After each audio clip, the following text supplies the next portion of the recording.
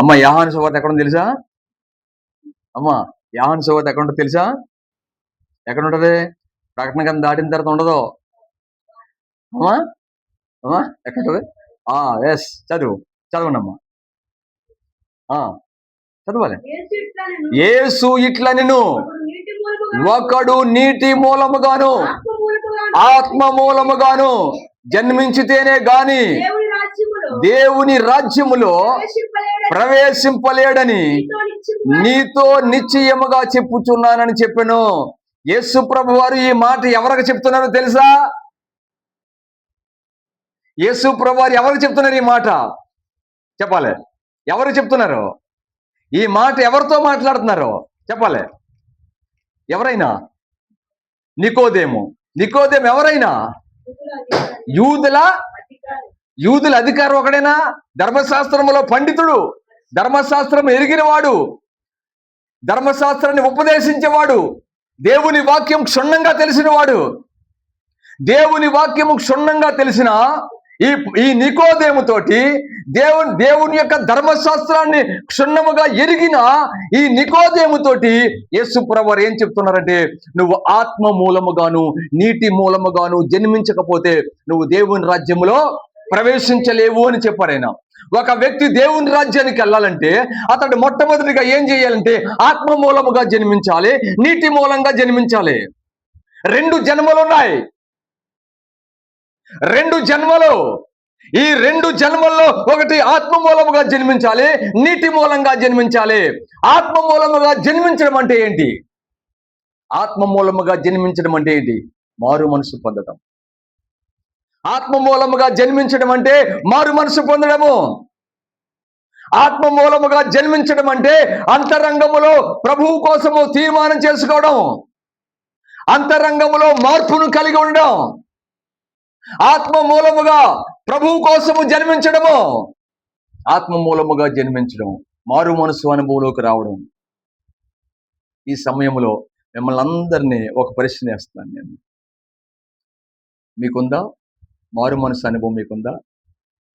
పాపాలు దేవుని దగ్గర ఒప్పుకొని క్షమాపణ పొందిన అనుభవం మీకుందా?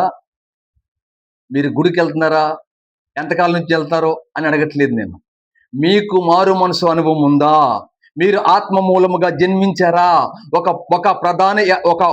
గొప్ప వ్యక్తికి ధర్మశాస్త్రాన్ని బోధించే వ్యక్తికి అవసరమైతే, ధర్మశాస్త్రాన్ని ఎరిగిన వ్యక్తికి మారు మనసు అవసరమైతే మరి మన సంగతి ఏంటి? ఆత్మ మూలముగా మనము జన్మించామా లేదా? ఎన్నో సంవత్సరాల నుంచి దేవుడి మాటలు వింటున్నావు. ఆత్మ మూలంగా జన్మించావా? మారు మనసు అనుభవం నీకుందా? మారు మనసు లేకుండా నువ్వెంత కాలము మందిరములో ఉన్నా నువ్వు దేవుని రాజ్యంలో ఉండలేవు. మందిరంలో ఉంటావు కానీ నువ్వు ఎన్ని సంవత్సరాలైనా మారు మనసు లేకోకుండా, పాప క్షమాపణ లేకుండా నువ్వు దేవుని కొరకు ఏది చేసినా, దేవుని మందిరంలో నువ్వేం చేసినా, నువ్వు ఎక్కడ ఉంటావేమో గాని, నీ సంఘములో ఉంటావేమో గాని, నీ సంఘములో పేరుంటదేమో గాని, సమాజంలో నీకు గౌరవం ఉంటదేమో గాని, సంఘములో నీ అంతటోడు లేడు అని చెప్పుకుంటారేమో గాని, నువ్వు దేవుని రాజ్యం మెట్టుకోడు ఎక్కలేవు. నువ్వు దేవుని రాజ్యంలో ప్రవేశం మాత్రం ఉండదు. అసలు నీటి మూలముగా ఆత్మ మూలముగా జన్మించిన అనుభవం మనకు ఉండాలి. ఆత్మ మూలముగా మనము జన్మించాలి, నీటి మూలముగా జన్మించాలి. నీటి మూలముగా జన్మించడం అంటే ఏంటి? బాప్తీసం తీసుకోవడం, బాప్తీసము అనుభవంలోకి వెళ్ళడం, బాప్తీసం పొందడం, నీటి మూలంగా జన్మించడం. చాలా మంది బాప్తీసం తీసుకుంటారు ఎప్పుడు? పెళ్లికి. మారు మనసు పొందిన తర్వాత బాప్తీసం కాదు ఇది, పెళ్లి బాప్తీసము. ఎందుకంటే పెళ్లి బాప్తీసం తీసుకోకపోతే పెళ్లి చేయరు కాబట్టి పెళ్లి బాప్తీసం తీసుకుంటారు. పెళ్లి బాప్తీసమే కాదు అసలు. నువ్వు పెళ్లి చేసుకున్నప్పుడు తీసుకున్న బాప్తీసము అసలు బాప్తీసమే కాదు. అసలు బాప్తీసము ఒక వ్యక్తి ఎప్పుడు తీసుకోవాలంటే మారు మనసు పొంది పాప క్షమాపణ నిమిత్తము అప్పుడు బాప్తీసం తీసుకోవాలి యేసుక్రీస్తు నామములో. అంతే తప్ప పెళ్లి బాప్తీసము కాదు. అందరూ ఇచ్చేస్తున్నారండి బాప్తీసం, అందరూ తీసేసుకుంటున్నారు, నేను కూడా తీసేసుకుంటాను అని తీసుకున్న బాప్తీసం కానే కాదు. దాన్ని నువ్వు అనుకున్నవేమో బాప్తిసమని, కానీ నువ్వు ఎప్పుడైతే మారు మనసు పొందుతావో, ఎప్పుడైతే పాప క్షమాపణ పొందుతావో, ఎప్పుడైతే నీ అంతరంగంలో నుండి పశ్చాత్తాపడి హృదయపూర్వకంగా దేవుని పాదముల దగ్గర ఎప్పుడైతే నువ్వు దేవుని పాదాలు పట్టుకుని కన్నీరు కార్చి మారు మనసు పొందుతావో, అప్పుడు తీసుకోవాలి బాప్తిసము. అదే నిజమైన బాప్తిస్మం. ఒక గొప్ప దైవజనుడికి ఒక గొప్ప దైవజనుడి ఆత్మ మూలముగా, నీటి మూలముగా జన్మించవలసి వస్తే మరి మన సంగతి ఏంటి? ఆలోచించుకోండి దేవుని బిడ్డలారా. యేసు ప్రభువారు ఆ పర్వతం మీదకెళ్ళి ఆయన ప్రార్థిస్తూ ఉండగా ఆయన ముఖ రూపము మారెను. మరి మన సంగతి ఏంటి? ప్రార్థన చేస్తున్నాం మనం. వ్యక్తిగతంగా నువ్వు ప్రార్థన చేయకపోతే, వ్యక్తిగతంగా నువ్వు దేవుని పాదముల దగ్గర గడపకపోతే నువ్వు రూపాంతర అనుభవంలోకి వెళ్ళలేవు. నువ్వు ఈ రోజున ఒక చిన్న పురుగును మీకు జ్ఞాపకం చేస్తాను. దాని పేరు గొంగలి పురుగు. గొంగలి పురుగు చూశారు కదండి, గొంగలి పురుగు. ఆ గొంగలి పురుగు యొక్క నైజం ఏంటంటే మనుషులకు అసహ్యాన్ని పుట్టిస్తుంది. గొంగలి పురుగు మీ ఇంటికి వచ్చింది అనుకోండి, రామ్మర్రా, ఇగో నా మంచం ఇదిగో, నా మంచం మీదకి రా అంటారు ఎవరన్నా? పర్లేదమ్మా, నా బీరువా ఉంది, నా బీరువా దగ్గర రా, లేదా ఇక్కడ ఉండు, డెస్క్లో ఉండు అంటారు ఎవరన్నా గొంగలి పురుగుని? ఎందుకంటారు? గొంగలి పురుగు మన ఇంట్లోకి వస్తే మనం రానేమో. మనం అలా సీడీల దగ్గర కనబడితేనే దాన్ని బయటికి నెట్టేస్తాం మనం. ఎందుకో తెలుసా? గొంగలి పురుగు యొక్క శరీరం మంచిది కాదు. గొంగల పురుగు యొక్క నైజం మంచిది కాదు. గొంగల పురుగు యొక్క తత్వం మంచిది కాదు. దానికి చోటిచ్చామనుకోండి, మన శరీరం అంతా దురద పుట్టిస్తుంది. దానికి చోటిచ్చామనుకోండి, మన శరీరం అంతా రోగాన్ని తీసుకొస్తుంది. దానికి చోటిచ్చామనుకోండి, మన మన మన శరీరములో ఏదో ఒకటి చేస్తుంది. అది దాని శరీరం మంచిది కాదు, దాని నైజం మంచిది కాదు, దాని పద్ధతి మంచిది కాదు, దాని గుణం మంచిది కాదు. కాబట్టి ఈ గొంగల పురుగుని మన ఇంట్లోకి మనం రానేమో. కానీ ఇదే గొంగలి పురుగు ఒక మూలకి వెళ్ళిన తర్వాత అక్కడ గూడు కట్టుకుంటుంది. గూడు కట్టుకుని ఎవరికి కనబడుకోకుండా, ఎవరి జోలికి వెళ్ళకుండా, ఎవరితోనూ మాట్లాడకుండా ఆ గొంగల పురుగు ఒక మూలకెళ్ళిపోయిన తర్వాత గూడు కట్టుకుని కొన్ని రోజులైన తర్వాత బయటికి వస్తుంది. అప్పుడు అది సీతాకోక చిలుక అవుతుంది. అది మూలకెళ్ళిపోయింది కాబట్టి, అది ఒంటరిగా వెళ్ళిపోయింది కాబట్టి, ఎవరికి కనపడకుండా వెళ్ళిపోయింది కాబట్టి, ఎవరి జోలికి వెళ్లకుండా తనొక్కటే ఒంటరిగా వెళ్ళిపోయి తన సంగతి అది చూసుకుంది కాబట్టి, అది కొన్ని రోజులైన తర్వాత సీతాకోక చిలుకగా రూపాంతరము చెందుతుంది. ఇదే రూపాంతర అనుభవం అంటే. గొంగల పురుగులంటి మానవ జీవితం, గొంగల పురుగులంటి మన జీవితం, గొంగల పురుగులంటి మన పరిస్థితి మనందరిలో ఉంటాయండి. గొంగల పురుగు లక్షణాలు, గొంగల పురుగు లక్షణాలు టిఫిన్ చేశారండి, టిఫిన్ చేసిన తర్వాత ఆకు అలా బయట పడేశారు. ఒక కాకట్టుకొచ్చి అది మన ఇంటి మీద చేసింది అనుకోండి, లోపలదే విశ్వరూపం. అప్పుడు దాకా బాగానే ఉంటది. అప్పుడు దాకా హల్లెలూయా స్తుతి మహిమ ఎల్లప్పుడు దేవుని స్తుతించేదము, హల్లెలూయా అని పాట పడుతుంది. ఎప్పుడైతే ఈ కాగితం తీసుకొచ్చి మన ఇంటి మీద వేసిందో అప్పుడు ఇంకొక రూపం బయటకు వస్తుంది. విశ్వరూపం. చూసారండి మీరు ఎవరన్నా విశ్వరూపం చూసారా? టిఫిన్ కాకి ఇంటి మీదకి తీసుకొస్తే, లేకపోతే వాళ్ళ కోడొచ్చి మన సీడీల మీద రెట్టేసింది అనుకోండి,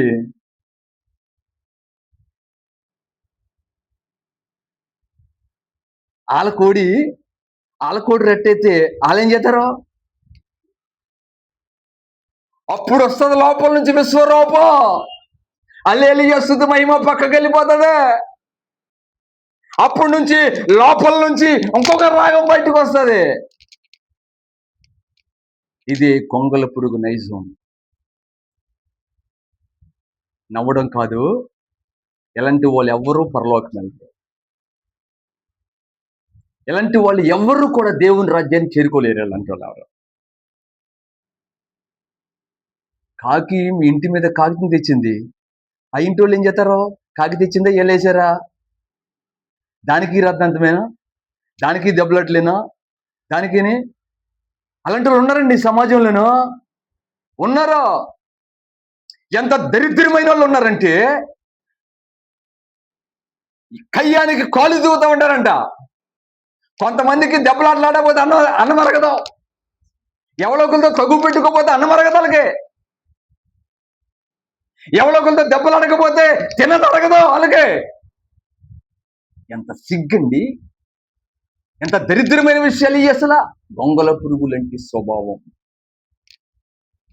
చాలా మంది కోడళ్ళు ఉంటారండి, అత్తగారులతో తగుపెట్టుకుంటూ ఉంటారు. చాలా మంది అత్తగారులు ఉంటారండి, కోళ్ళ దగ్గర ఏ తప్పు దొరుకుతుందో చూస్తూ ఉంటారు. రాసి రంపాన పెడతాగే చిన్న తప్పు దొరికితే దాన్ని భూతత్వంలో చూసి, దాన్ని భూతత్వంలో చూపించి, రకరకాలుగా హింసించి, రకరకాలుగా దెబ్బలాటాడి, రకరకాలైన పరిస్థితులు గుండా కోడలను తీసుకెళ్ళి కోడళ్ళు అత్తగారులు ఉన్నారు. అత్తగారికి నరకం చూపించే కోడళ్ళు ఉన్నారు. ఈ రోజున గొంగల పురుగులంటి స్వభావాన్ని కలిగిన మనుషులు ఎక్కడ ఉన్నారంటే దేవుని సంఘంలో ఉన్నారు. కొంతమంది దేవుని బిడ్డలను చూస్తే, దేవుని బిడ్డలు అనకూడదు వెళ్ళని, కొంతమంది ప్రార్థనకి వెళ్ళే వాళ్ళని చూస్తే వీళ్ళకంటే అన్యులే బాగున్నట్టు కనపడతారు. కొంతమంది ప్రార్థనకి వెళ్ళే వాళ్ళ జీవితాలు చూస్తే వీళ్ళకంటే ప్రార్థనకి వెళ్ళని మనుషులే బాగున్నారు అనిపిస్తుంది. గొంగల పురుగులంటి స్వభావం. దేవుని బిడ్డ, నీ పరిస్థితి అలా ఉంది అసలు. గొంగల పురుగు మూలకు వెళ్ళి రూపాంతరము చెందుతుంది సీతాకోక చిలుకగా.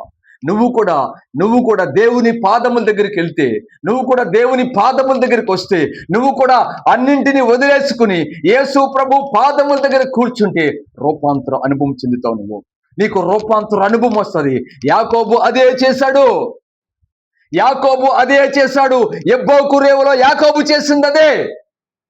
భార్యల్ని, పిల్లల్ని, ఆస్తిని అన్నింటినీ కూడా దూరముగా వదిలేసి యాకోబు ఒక్కడు నిలిచిపోయెను అని వాక్యం చెప్తా ఉంటది.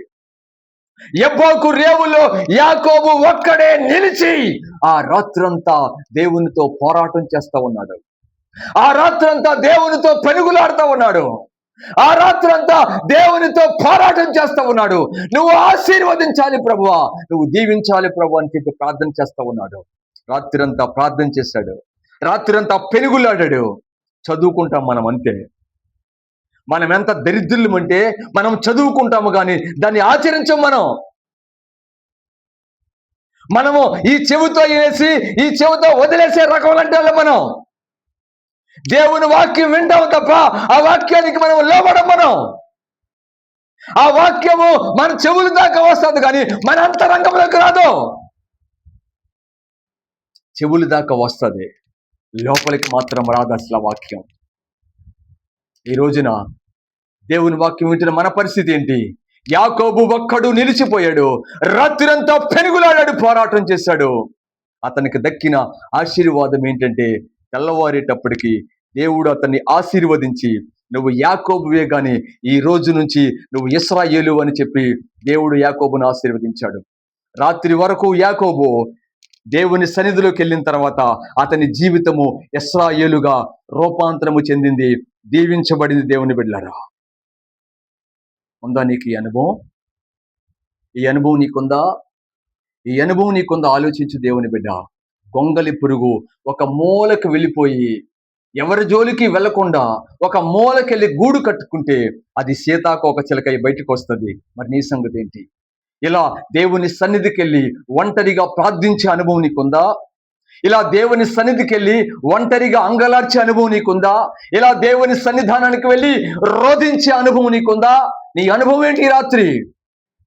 యేసు ప్రభు ఆ పర్వతం మీదకి వెళ్ళి ప్రార్థిస్తూ ఉండగా ఆయన రూపాంతరము చెందాడు. ఈరోజు మీకు మరొక విషయం చెప్తాను. మీకు పక్షిరాజు ఎంతమంది ఉన్నారు? పక్షిరాజు అది ఇంచుమించుగా చాలా కాలం బ్రతుకుతుంది. పక్షిరాజు అనుభవం ఏంటంటే, పక్షిరాజు ముసలిదైపోద్దంట. ముసలిదైపోయిన తర్వాత ఇంకా ఎగరలేకపోతూ ఉంటుందంట. పిల్లలకి ఆహారం తేవడానికి కానీ తనకు కానీ ఎగరలేకపోతూ ఉంటుందంట. బలము తగ్గిపోతుంది అనమాట, ముసలిది అయిపోతుంది.